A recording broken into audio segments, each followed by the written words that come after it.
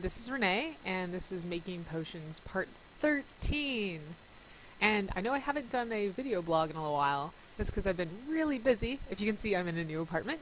But I wanted to catch you guys up, and I wanted to move the focus of these blogs to, instead of a blog for what I've done in the past few weeks, I'm going to make them focus blogs and instead tackle a topic that I've learned about.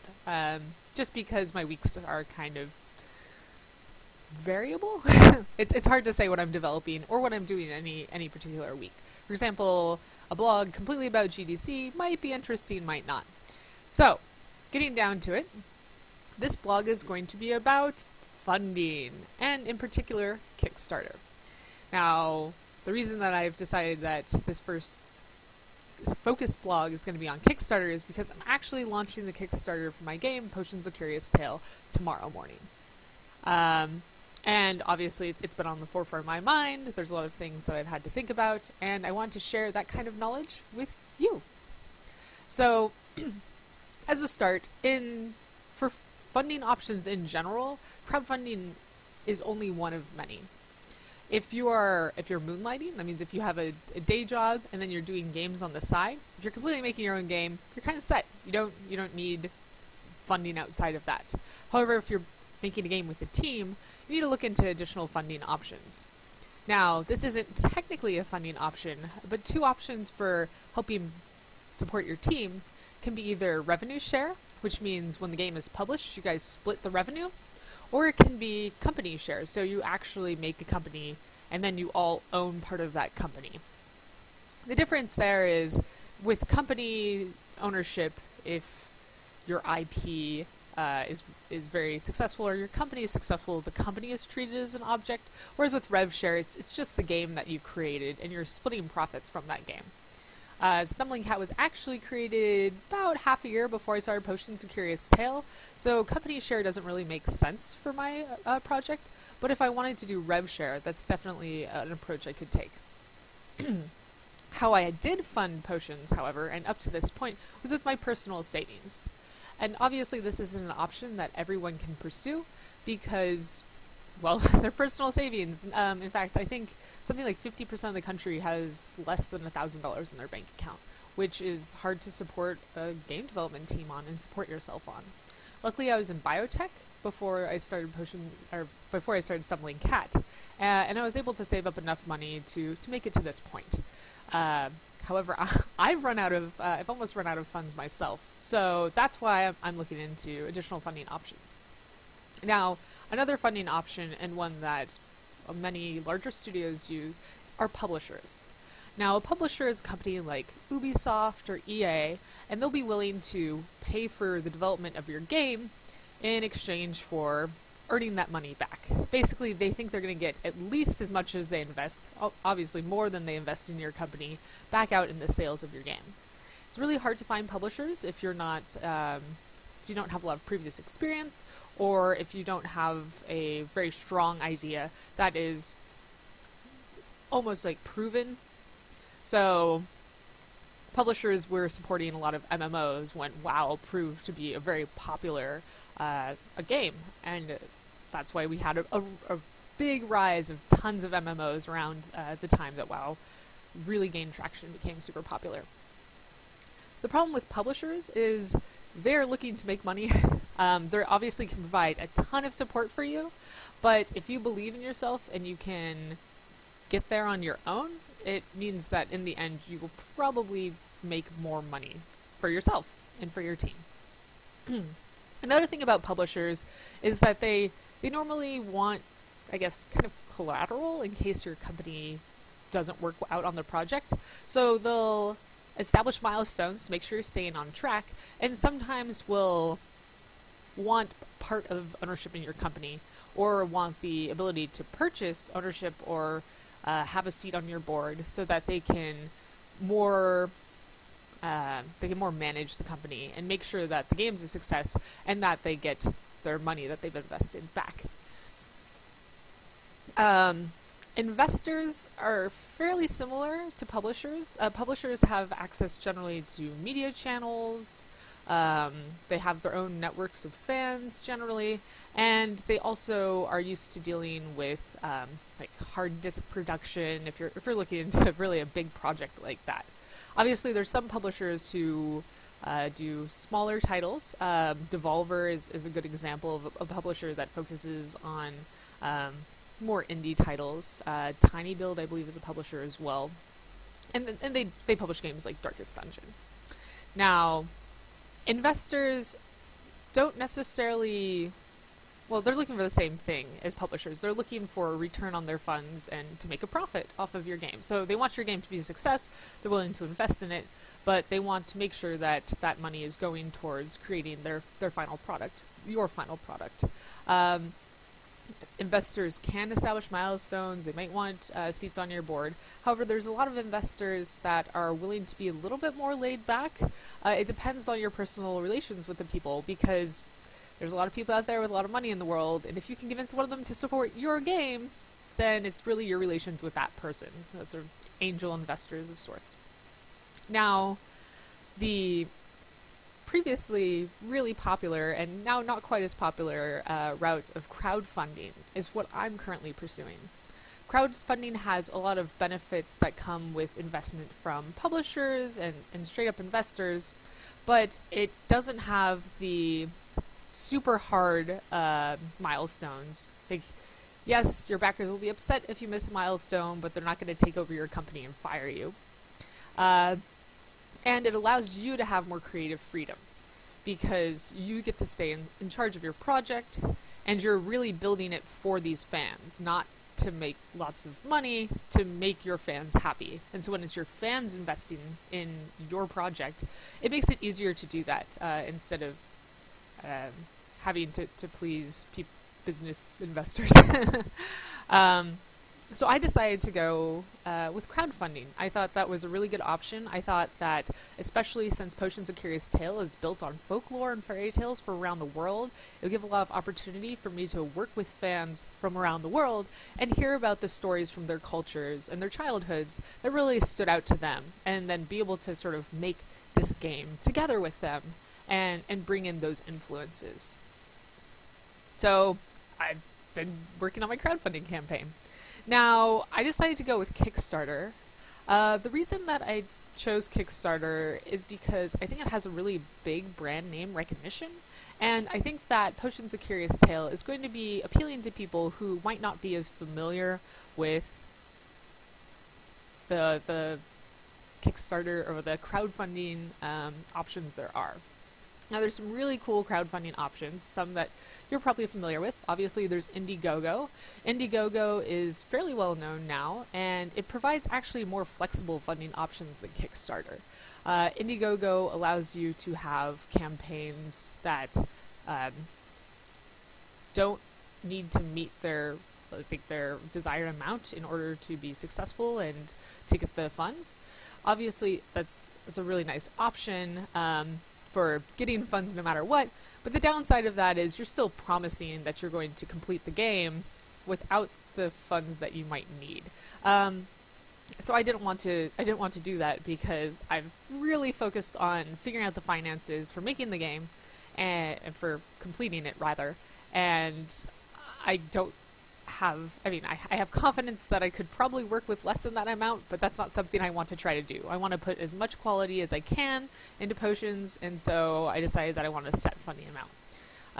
There's other options through Indiegogo. You can make it run more like a normal Kickstarter campaign, and I think there might be a few more. Another crowdfunding site is a fairly recent one to evolve, and it's called Fig. And Fig is more like half investment, half normal crowdfunding, so you can still have rewards for your backers and such. However, you can also have backers invest in your company and actually get kind of shares of your company, and that's a really cool option, especially for remakes of games and sort of already established game lines. But I didn't feel like Fig had the same amount of attention from the public that Kickstarter did, nor have I really been looking into doing shares. That's something that ends up being a gigantic legal hassle that I truthfully have not wanted to deal with currently. So I decided to go with Kickstarter. Kickstarter is great. It's a tool that's been built out for a really long time. It has a bunch of people who get updates and are subscribed to it. It reaches out to a huge range of people, just not people who are into tech and video games. I mean, Potions of Curious Tale has really cool combat, but it also has a lot of things that are going to appeal to people outside of the normal gamer community. So now that I picked Kickstarter, there's a lot of preparation work that I need to get done. I had to make a set of assets and text and videos to convince people that my game was something that they were excited about, they were passionate about, and that they wanted so badly that they would give me money for in almost like a pre-order fashion. So I did a lot of research into how to prepare those assets. I did a lot of research into rewards, and I studied a lot of other successful indie games and saw what they did. Let's see, Hyperlight Drifter, Shovel Knight, Darkest Dungeon, EXO. These are all campaigns that I looked at because they were successful and fairly similar to my own campaign in a lot of ways. So, going down the Kickstarter page, the first image that you see is sort of your header, and surprise, Kickstarter actually changed their header ratio from 4:3 to 16:9 yesterday. So I had a 4:3 ratio image all set up, and then Kickstarter changed it, but now it's 16:9, and I'm really glad that they did that not the same day as my campaign launch. 2 days before, so much time. The next thing that's really important, and probably the most important part of your Kickstarter page, is your video. You don't need a video to launch a Kickstarter, but it really helps, especially when you're selling a game, because people really want to see gameplay. They want to see what that looks like. And a video was very important for my game, because while I can show gameplay through GIFs, since Potions has a really illustrated art style, GIFs don't look very good. GIFs are limited to something like 256 colors, and the art of the game ends up looking not as beautiful as it does in the video or in the game itself. So I talked to a lot of people who had different ideas about videos. Some think that it's really important to introduce your team and get people invested in who you are. Some people think it's better to show really in-depth gameplay and explain the game. And some people think that you should just wow and dazzle people as fast as you can and keep it short before you lose their attention span. And I could see the benefits of all of these, and I decided to go with the last one, to make a fairly short video that's really impressive, really immersive, gives you a taste of the tone of the game, of the gameplay, and all of the cool stuff without making it 5 minutes long, drag on. And to get those people really, really interested initially, and then depending on how much more information they want, I made sure to include that rest of the information in the rest of the page. So if people wanted to hear more about the combat, or more about the monsters, or more about the team, all of that information can be found on the page, and the people who aren't as interested in that, we won't lose them, they won't navigate away from the page before the video stops. So I think my video's about a minute and 15 seconds. I'll have to check exactly, but it's fairly short and to the point. It's shorter than most movie trailers. It's longer than one of my friends recommended 45 seconds for a video, which is very impressively small amount of time to show an in-depth game. So I was unable to get my game quite to that succinct video length, and I actually worked with a team from Imagos Films on creating the trailer, and working with them really helps take pressure off me, because nobody on my team did a ton of video editing or had a ton of video editing experience, so we were able to package up assets and work with them to create our video, and we ended up with this beautiful, really polished trailer, which I'll try to link here. Does that work? Trailer link. Sorry. And hopefully that's going to be really convincing and get people excited. I designed the trailer, so the first part, it sort of draws you into the world. It sort of sets up the mystery, the mystique of the world. Then it goes in and has a building energy and excitement. It gets more intense. There's more combat as the trailer goes on. And then finally, it ends with like a big boss monster be like, "Rah!" Which I thought was a pretty good ending. Shows the logo, and then Luna gets chased across the stream by the gobbler, like the giant turkey. And I'll try to do my impression. It's like, which is funny. It's really funny. So I was hoping that people would be like, oh yeah, like this is cool, like wow, that's badass and scary, like crazy spider lady. Oh, Potion's a Curious Tale. And then they let their guard down, and then there's like comedy. And then I wanted people to be like, yes, like this is hilarious, like that's cute, this is cool, I'm gonna buy it. And just like go to the rewards and hit like purchase. That's my goal of the trailer. Hopefully it happens. I'll come back later and tell you guys if it did, or you can check below somewhere. I will Kickstarter here. Right. So another thing that I had to spend a lot of time on preparing were rewards.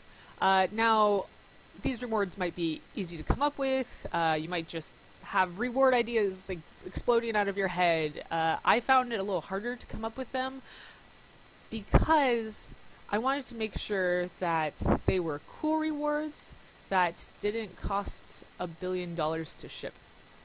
And why I say that is, for example, a rolled poster and a poster tube is actually really expensive to ship. Making a poster, not too expensive. Shipping a poster and rolled tube, really expensive.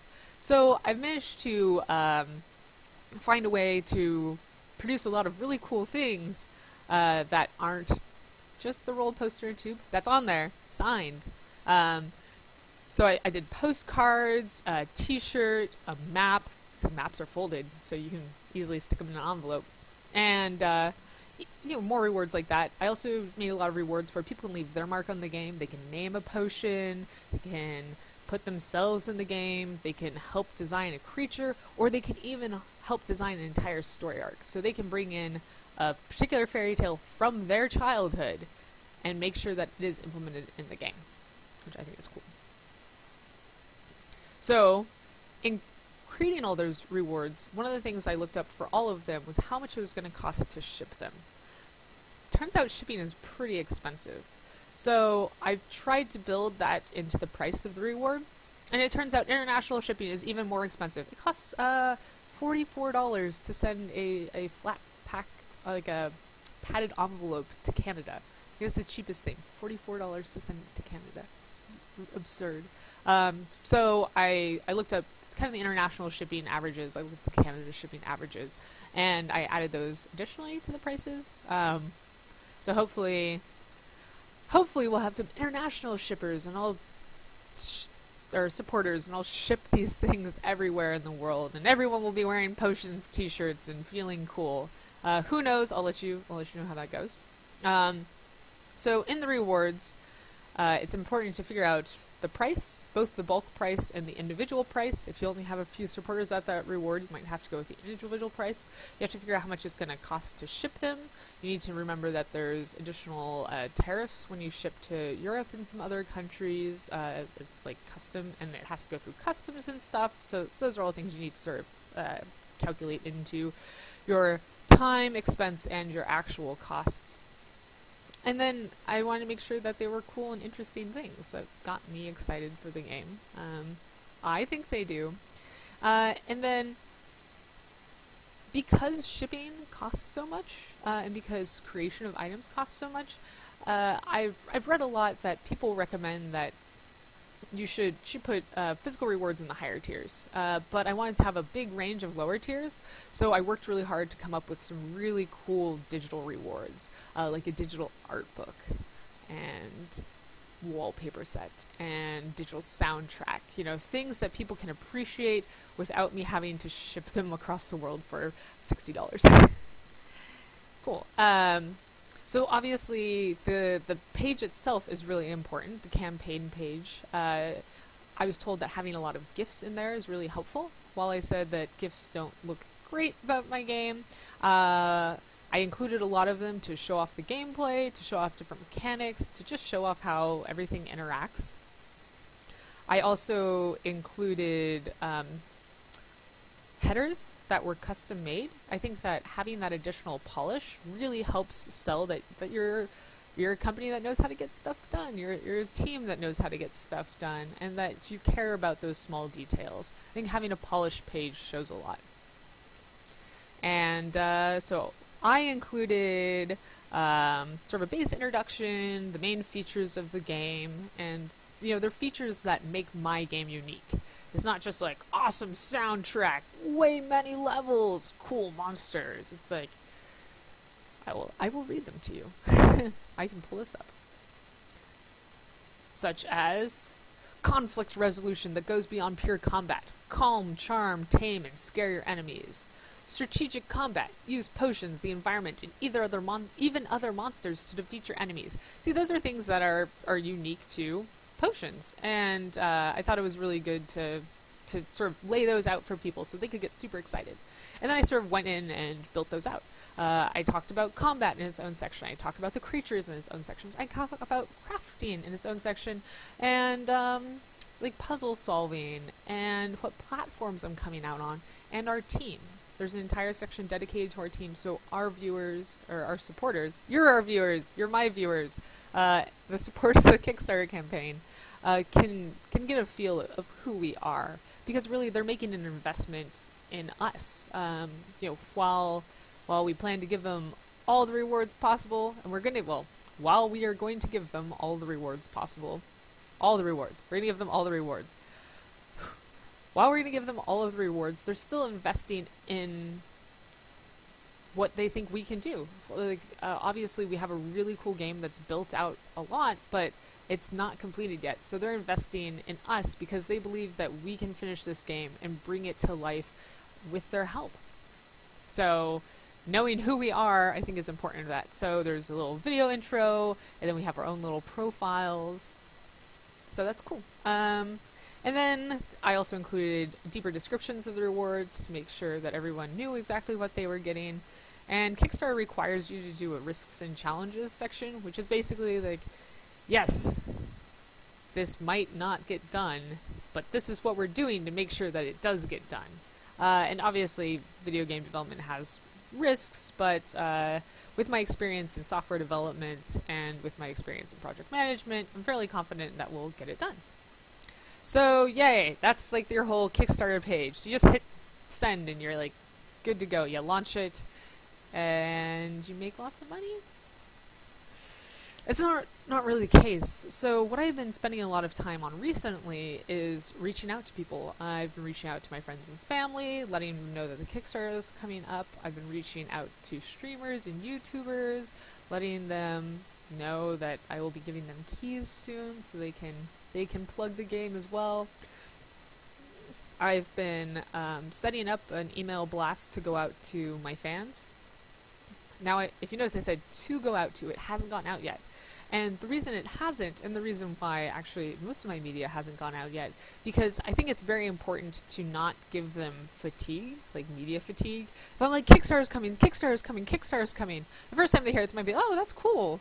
But if they have no actionable items, if they can't do anything about it, the next time they hear it, they're like, oh yeah, I remember that. And the fourth time, they're like, oh yeah, whatever. I want the first time they hear, oh wow, Potions of Curious Tale is coming to Kickstarter, and I can get it, buy. I want them to be able to hit that button and be like, yes, that one, right there. So that's why I'm waiting to do the blast. I'm thinking of these like my MailChimp or something. On the launch day, tomorrow, 8 a.m. PST. And a good thing to note about MailChimp is MailChimp and other email subscription management sites is that you cannot email people who you just acquire emails of. You can't like purchase emails from the internet. You can't put people who haven't subscribed on these email lists. They have to be people who've actually signed up for it. And I assume this camera's blurry, so I'm going to hold this out here. But I have like a bunch of emails from from people who've signed up at various events. And those are the only people I'm going to email, the people who've signed up at the events and the people who have given me their website, or their email address through my website page where it's like, sign up for our email newsletter, put your email in here now. And that's it.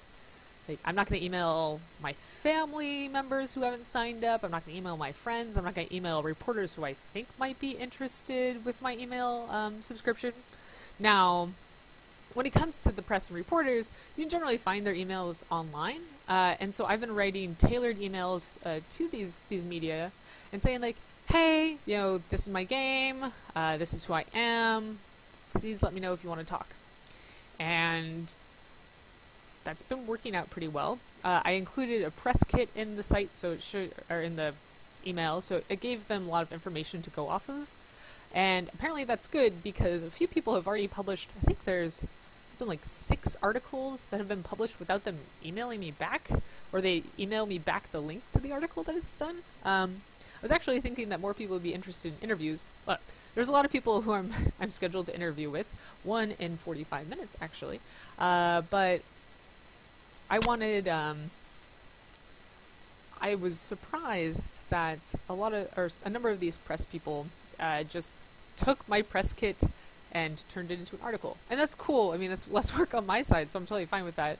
But, you know, I'm surprised that not more of them wanted to engage. Well, obviously a lot of them want to engage. I'm surprised that some of them didn't want to engage and just straight up posted everything. But hey, like I said, less work. That's cool. Now, the reason that I was saving the media mostly for the launch day, and then I'm saving that outreach for the launch day, is not only that I want them to have an actual item, but the reason I'm doing it on the launch day and not sometime afterwards is because Kickstarter's metrics or whatnot weights heavily on the first day. So you need to get lots of interest and lots of people throwing money at you if you want to be on their front page or if you want to be featured by them. So having that initial support from your friends and family, from people who've signed up for your subscription email list is really important and is something that you should focus on and cultivate. Get them excited, get them ready, and get them throwing money at their computer screens. Yeah, so whew, I've just been like totally chatting up. I was planning on keeping this a short video. It's clearly almost a 30-minute video. So winding down, what Kickstarter, what this crowdfunding looks like for me right now is a lot of stress and a lot of interviews, a lot of last-minute polish, make sure everything's okay, make sure that I'm informing people that the Kickstarter is coming out tomorrow. And really just preparing for a month long of full-time PR. Like everyone that I've talked to about Kickstarter has said that running a Kickstarter campaign is a full-time job, 24/7. That you have to be responsive to people's comments, you have to be responsive to the press, you have to be constantly on social media, like screaming from the top of roofs, like, look at my game, I swear it's cool, invest money. So you know, that's what I'm really preparing to do. I made sure that I have a lot of healthy snacks in my fridge. I make sure that I'm drinking a lot of water. And I'm really excited. I'm excited and I'm scared and I'm excited and nervous and excited and happy and excited. Hopefully it's a success and I can tell you, yes, all of the advice I gave you before is perfect. But I just wanted to share with you what I'm up to. And, you know, I'm going to really work hard on getting more of these dev blogs out. So if you have a particular topic that you're interested in, modular monster behavior, tiling, effects systems and layering, UI in Unity, crafting systems, other kinds of stuff like that, just leave a comment below and I will try to tackle those in our next video blogs. So thanks for joining. Hope this was an informative video and that you appreciate it, and have a good day.